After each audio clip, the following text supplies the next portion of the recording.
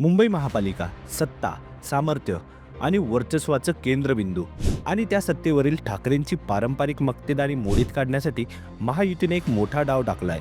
महापालिका निवडणुकीच्या प्रचाराची सुरुवात कुठून तर थेट ठाकरेंच्या बालेकिल्ल्यातूनच. वरळी हा आदित्य ठाकरे यांचा मतदारसंघ. या मतदारसंघावर उद्धव ठाकरे यांच्या पक्षाचं नेहमीच वर्चस्व राहिलंय. हा मतदारसंघ आता महायुतीच्या पहिल्या प्रचार सभेचं मैदान बनणार आहे. दादर, माहीम, परळ आणि वरळी हे सगळे ठाकरे गटाचे बालेकिल्ले मानले जातात. पण याच किल्ल्याला खिंडार पाडण्याचा निर्धार भाजप आणि शिंदे गटाने केला आहे. म्हणूनच महायुतीच्या प्रचाराचा नारळ फुटणार थेट वरळीच्या NSCI डोममध्ये.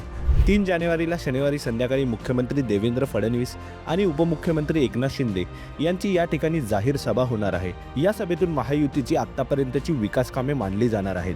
त्याशिवाय याच मतदारसंघात बिरेडी चाळीतल्या रहिवाशांना महायुती सरकारने प्रशस्त घरं दिली, त्याची आठवण करून देण्यासोबतच पालिकेची सत्ता आल्यानंतर नागरी सुविधा अधिक वेगाने देणार असल्याची ही भूमिका यावेळी मांडली जाण्याची शक्यता आहे.